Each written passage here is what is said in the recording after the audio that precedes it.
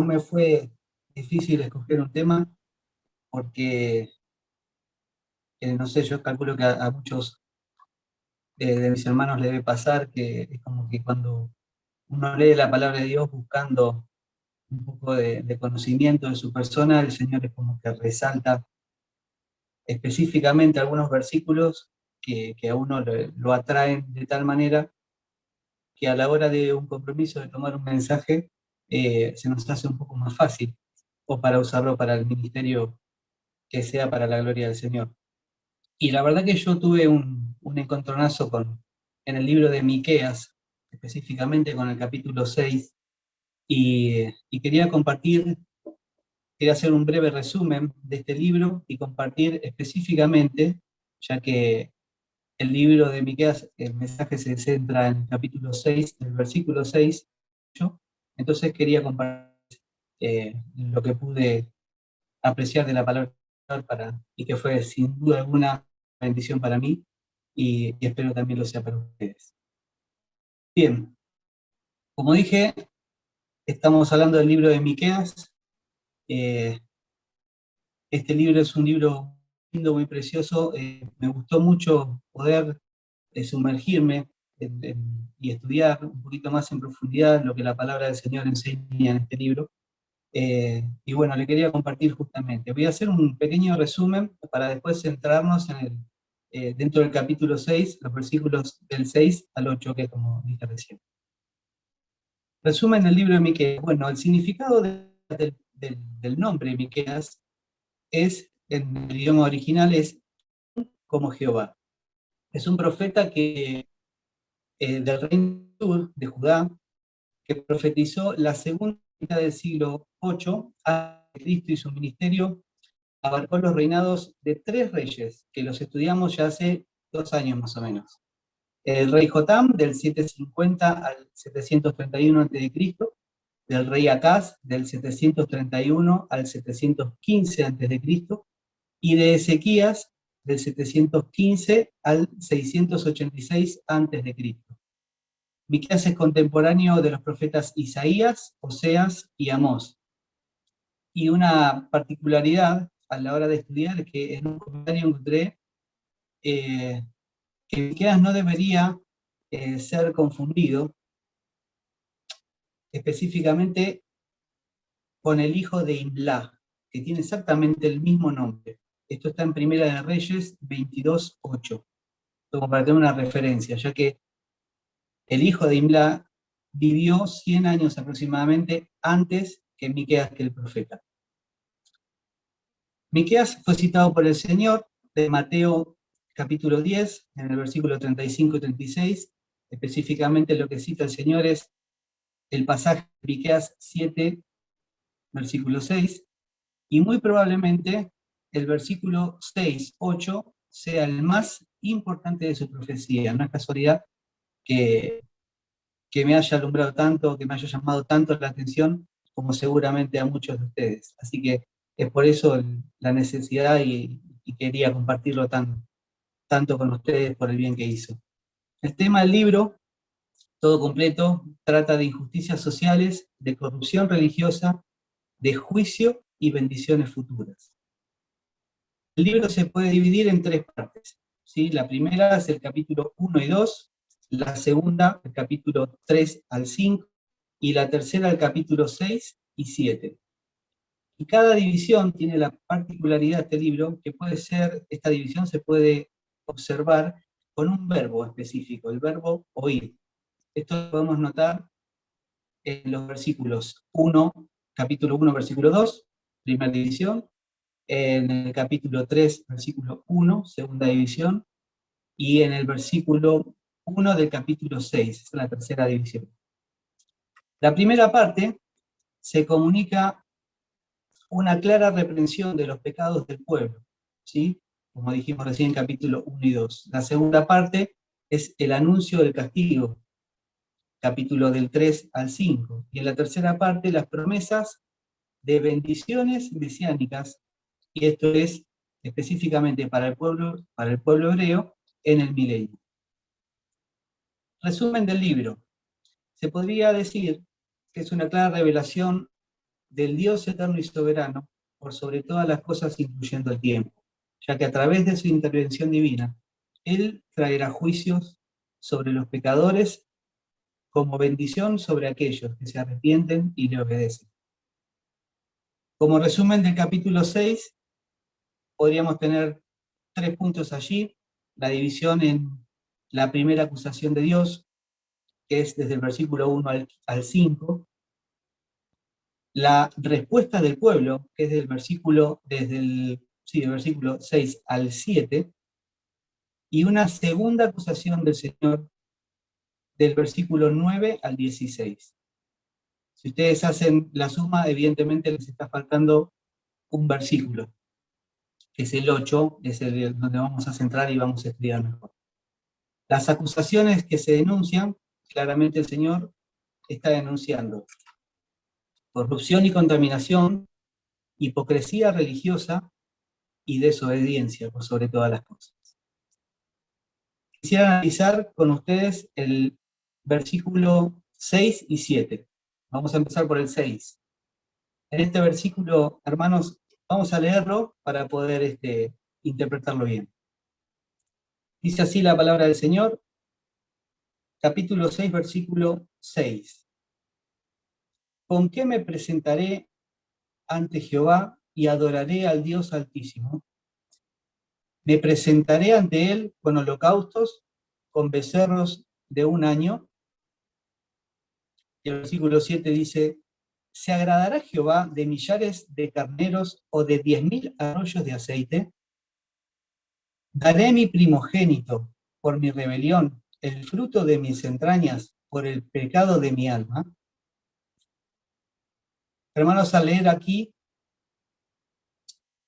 podemos ver que en este versículo el pueblo del Señor, después de tantas denuncias, de tan justa denuncia, cuando el Señor en los anteriores versículos y capítulos claramente puntualizó los pecados de su pueblo, aquí pareciera que el pueblo desorientado le consulta al profeta, como habiéndose olvidado de qué manera agradar a Dios. Por eso el pueblo parece consultar para aplacar o calmar el ardor de lo denunciado justamente por el Señor. A la luz de Levítico 9.1, si quieren pueden anotarlo, yo se los voy a leer para que después lo puedan seguir. La palabra del Señor dice allí, y a los hijos de Israel hablarás diciendo, tomad un macho cabrío para la expiación y un becerro y un cordero de un año sin defecto para holocausto. Entonces encontramos que el pueblo parece haber olvidado puntualmente lo que Dios les ordenaba para limpieza de pecados, hasta de la diversidad de animales puntuales consagrados exclusivamente al Señor. Es como que se olvidaron de 2 animales puntuales que el Señor en Levítico 9.1 les demanda, ¿sí? Y en el versículo 7, ya un poquito pareciera un poquito más confundidos, hasta dudan respecto a las cantidades de los animales o de aceites, como que si a Dios le agradara más las cantidades de lo que habrían de ofrecer y no el espíritu adecuado que se requiere para agradarle. Estamos hablando tranquilamente de humildad y de obediencia. Y verdaderamente al final de este versículo remata con una pregunta que sinceramente cuando la leí, hoy nosotros como iglesia, teniendo ya todo el canon de la palabra de Dios, nos puede hasta parecer justo, razonable esta pregunta, ¿sí? Porque están hablando de ofrecer el fruto de su propio vientre como sacrificio. Hermanos, y la palabra del Señor, que ellos ya conocían, prohíbe claramente los sacrificios humanos. Léase en Levítico 18. Versículo 21 dice, y no des hijo tuyo para ofrecerlo por fuego a Moloc, no contamines así el nombre de tu Dios, yo Jehová. Y Levítico 22 y 23 dice lo siguiente, dirás asimismo a los hijos de Israel, cualquier varón de los hijos de Israel o de los extranjeros que moran en Israel, que ofreciere alguno de sus hijos a Moloc, de seguro morirá. El pueblo de la tierra lo apedreará.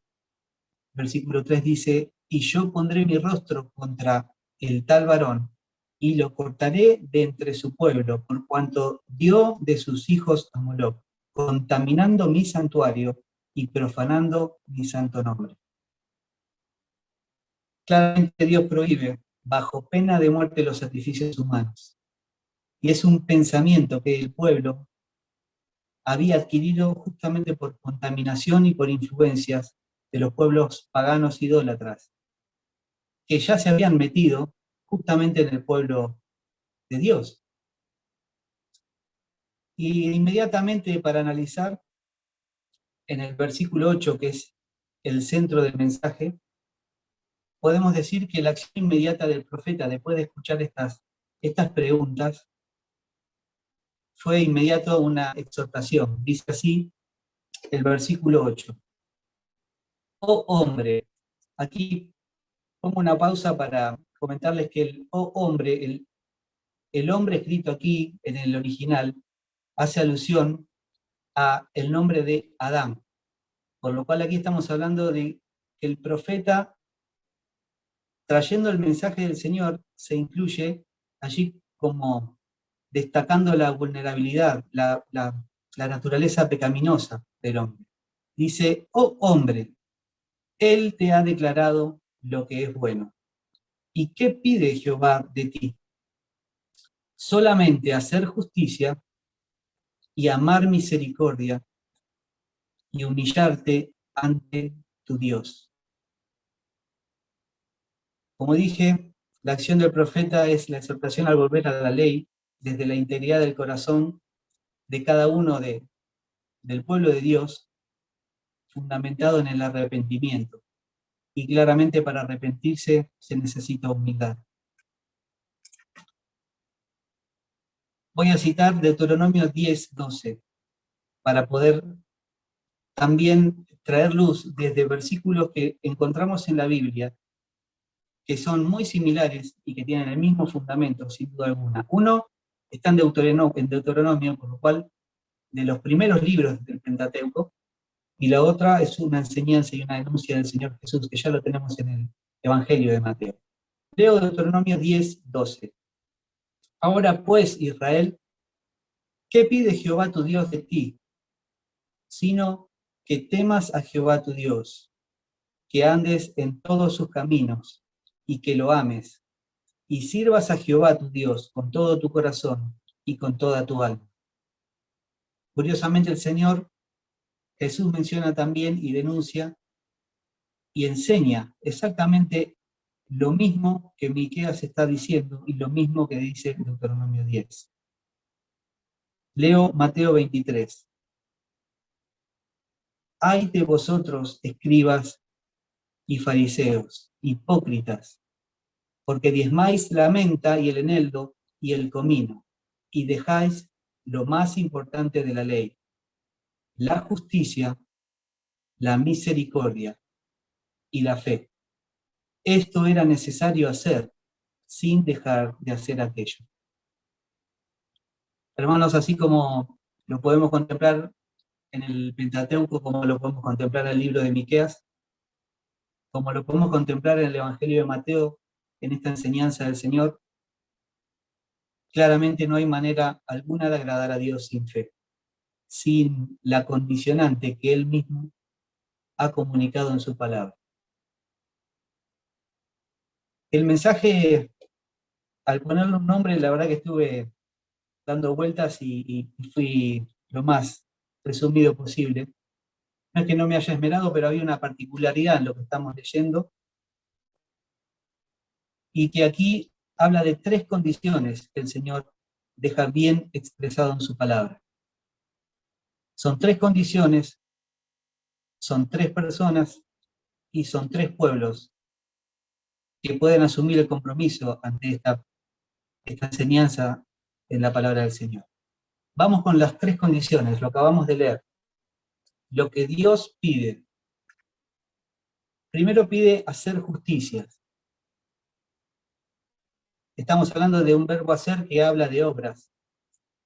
Y allí la palabra justicia, buscando la hermenéutica exacta de esta palabra, buscando en el idioma original, podemos decir que esa palabra justicia es mishpat, así se pronunciaría en hebreo, y según Dios mismo lo exige en la ley, esto es, ser justo y equitativo con nuestros semejantes. Y aquí hay un concepto de que Dios, el soberano, prefiere o demanda amarle en forma de obediencia más que sacrificio que ofrecen la vulnerabilidad o la debilidad del ser humano, de todos nosotros. Por tanto, el concepto vuelve a ser el mismo. La fe vale muchísimo más que las obras. En el segundo, la segunda demanda, la segunda condicionante de Dios es amar misericordia. El amar de deleitarse, y específicamente la palabra misericordia es una palabra que al estudiarlo en su idioma hebreo original es gesed, y a la hora de ver una conjunción de verbos allí, un concepto maravilloso que pude rescatar de allí es que esta palabra misericordia, el concepto real es voluntad de piedad.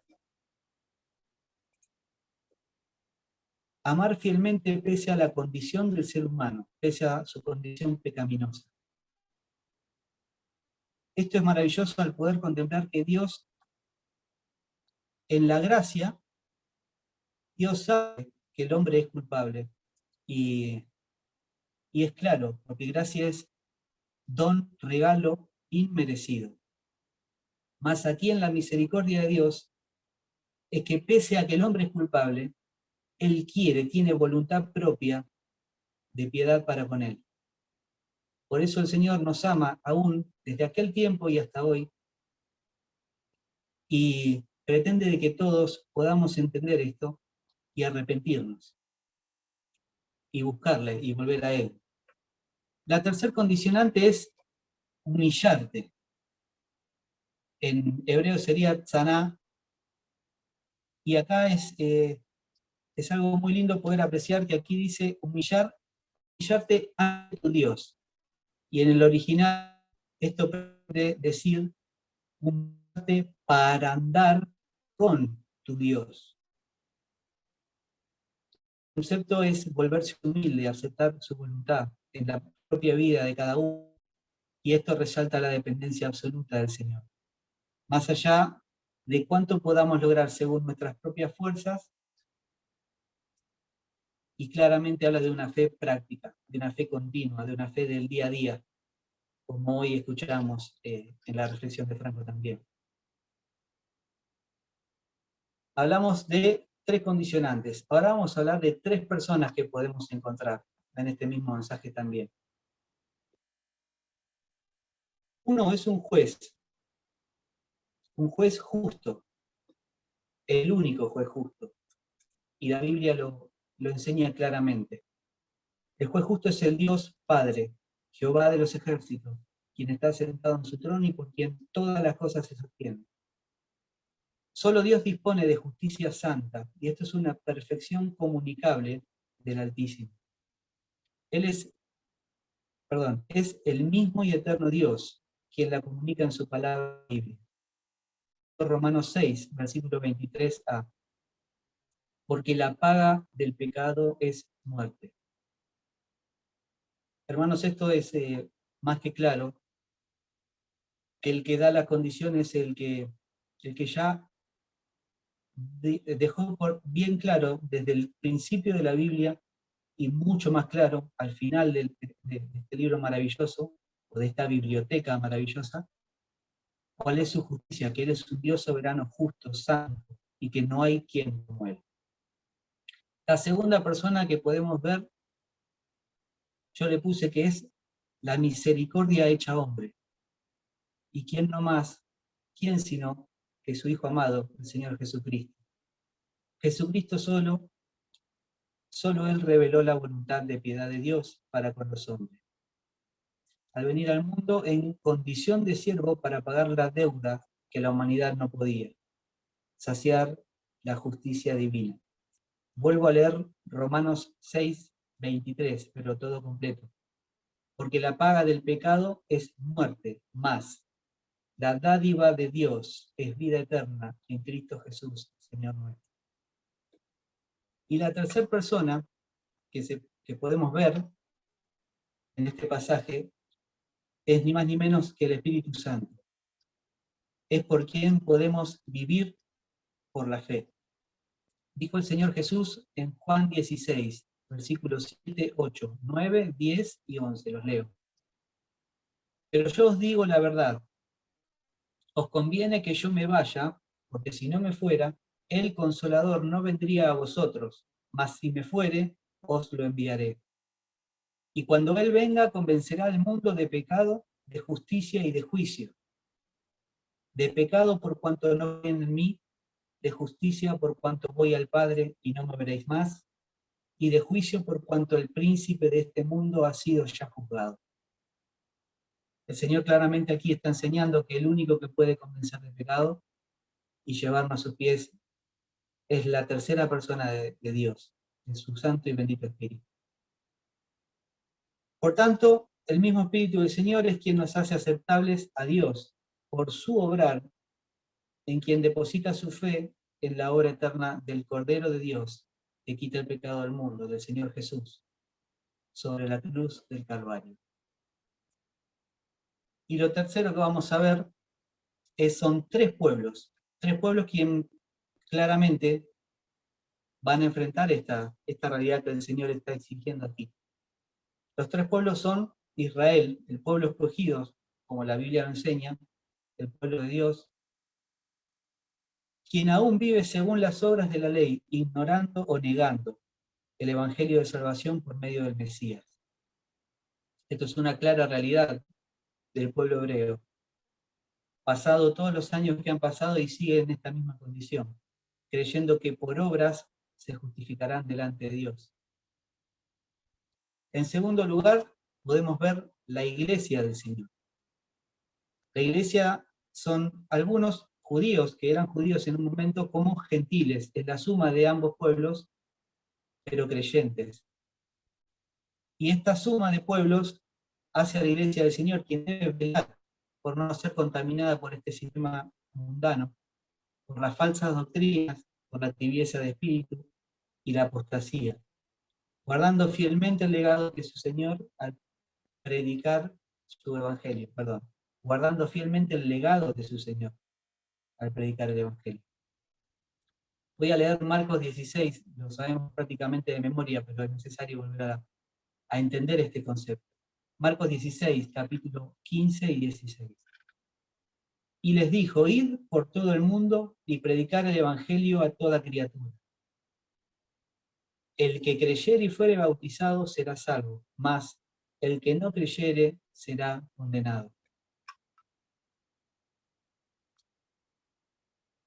Por tercer lugar, por tercer pueblo, están los incrédulos. Los incrédulos son todos aquellos seres humanos que no pertenecen a Israel ni a la iglesia del Señor, alejados de Dios por ignorar el evangelio de salvación o negarlo tristemente. La realidad es que esto lo enseña la palabra del Señor y todos sabemos de esta separación de gente, pero podemos hacer como un comentario final respecto a lo que podemos leer y extraer de la palabra del Señor, que no hay hombre y mujer que esté ajeno a la voluntad de Dios. La enseñanza de este pasaje son aplicables a estos tres pueblos, por tanto, cito Isaías 55, capítulos 6 y 7. Dice así la palabra del Señor: buscad a Jehová mientras puede ser hallado, llamadle en tanto que está cercano. Versículo 7 dice, deje el impío su camino y el hombre inicuo sus pensamientos. Y vuélvase a Jehová, el cual tendrá de él misericordia, y al Dios nuestro, el cual será amplio en perdonar. Queridos hermanos, creo que la palabra de Dios es clara. Sinceramente no podemos escapar a esta enseñanza, no podemos escapar a las tres condicionantes que el Señor nos deja en su palabra en este capítulo. Y es mi ruego que el Señor bendiga su palabra, que si hay alguien escuchando, si hay alguien que pueda apreciar lo que el Señor dice, pueda verdaderamente acercarse a Dios y pedirle perdón para la salvación de su alma y para gozar de una vida que los que somos del Señor podemos confirmar que sin duda es cada día una bendición diferente. Bien, les quería compartir este pequeño resumen de este pasaje y bueno, que el Señor bendiga su palabra y gracias por esta posibilidad. Dios los bendiga. Renuévanos.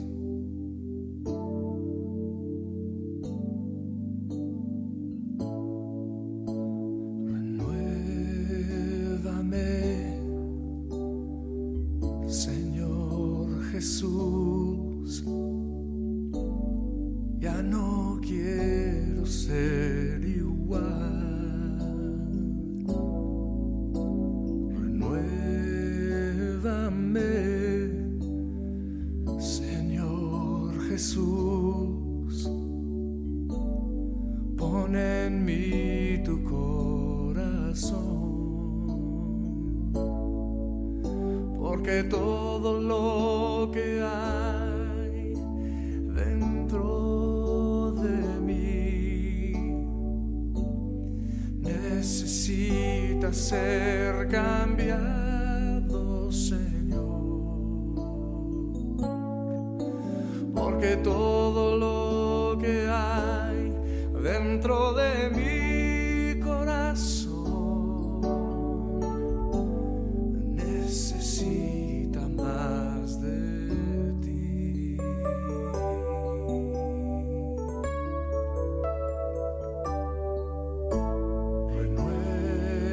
Renuévame, Señor Jesús, ya no quiero ser igual.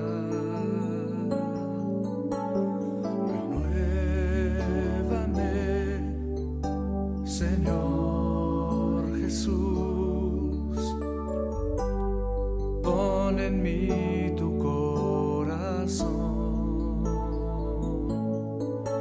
porque todo lo que hay dentro de mí necesita ser cambiado, Señor. Porque todo lo que hay dentro de mi corazón necesita más de ti. Porque todo lo que hay dentro de mí necesita ser cambiado, Señor. Porque todo lo que hay dentro de mi corazón necesita más de ti.